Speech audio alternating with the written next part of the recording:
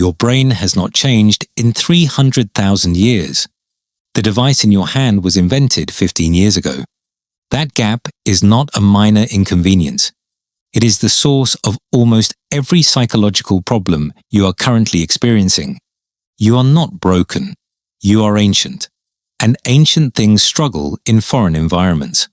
The human nervous system was calibrated for a world that no longer exists. A world with no artificial light, no processed food, no algorithm designed by a team of engineers to hold your attention indefinitely. For 300,000 years, your ancestors woke with the sun and slept when it disappeared. Their brains used darkness as a signal. Darkness meant stop thinking, rest, recover. You have eliminated darkness from your life almost entirely. The average person is exposed to artificial light until the moment they close their eyes. And the brain does not know the difference between a screen and the sun. It registers light. It suppresses melatonin. It tells the body it is still daytime. Keep going. This is why you cannot fall asleep even when you are exhausted. Your body wants to rest. Your environment is convincing your brain that it is noon. Researchers call it social jet lag. You are perpetually living in a time zone your body was never designed for. But light disruption is only the surface. Go deeper, and the picture gets worse. Your brain has a reward system built over millions of years of evolution. It was designed to release dopamine in response to things that kept you alive. Finding food, social connection, completing a physical task, the resolution of a threat.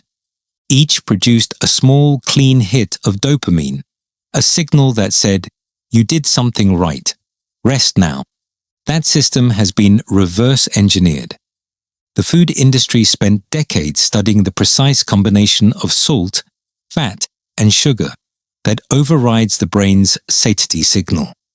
They called it the bliss point, the exact formulation that makes you want more before you have finished what is in your hand.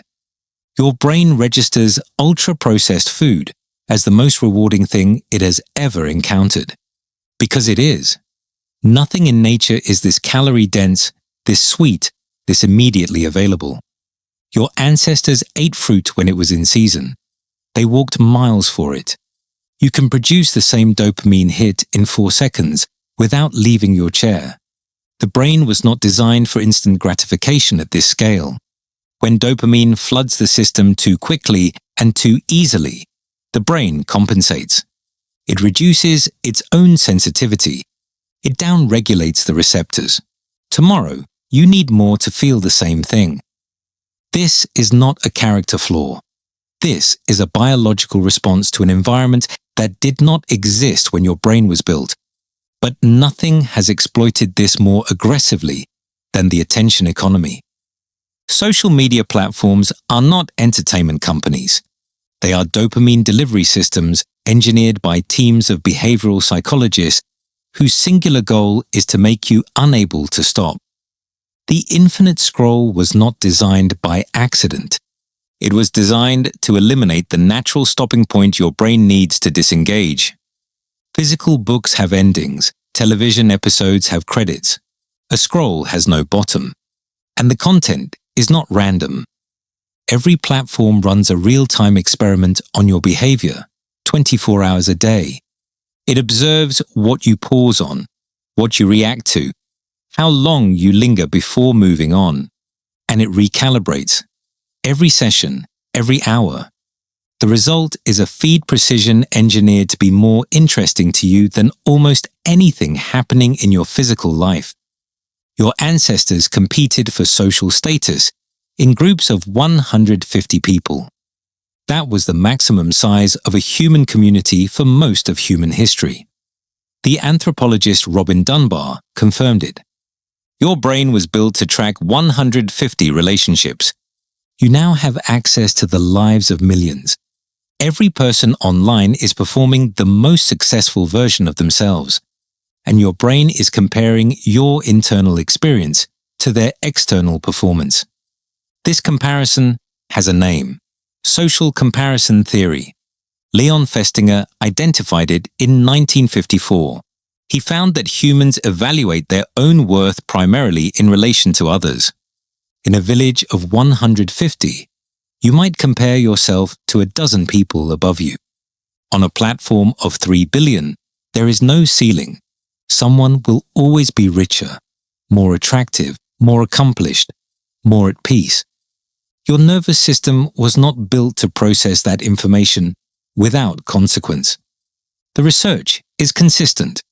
Higher social media use correlates with higher rates of anxiety and depression.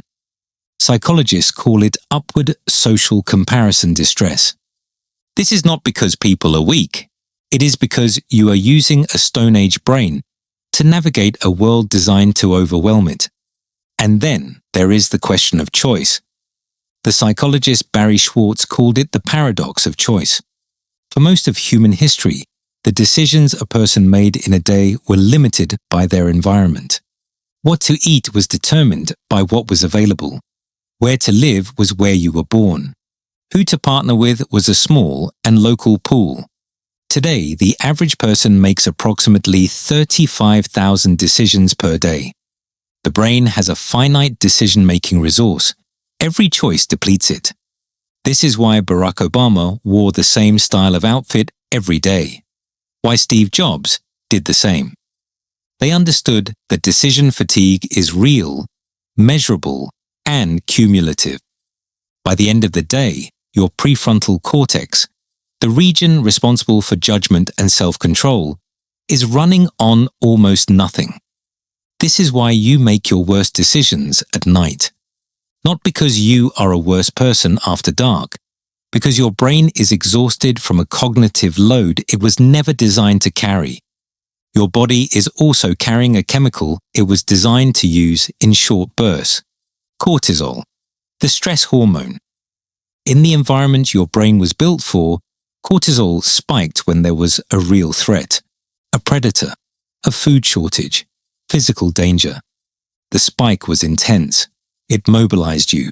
You ran, or you fought, or you hid. And then it resolved. The threat passed.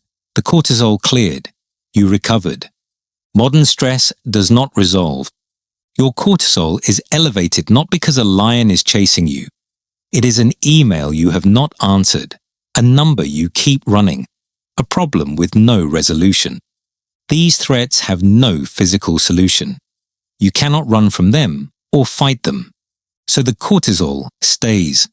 Chronically elevated cortisol has been linked to impaired memory, immune suppression, weight gain, accelerated aging, and cardiovascular disease.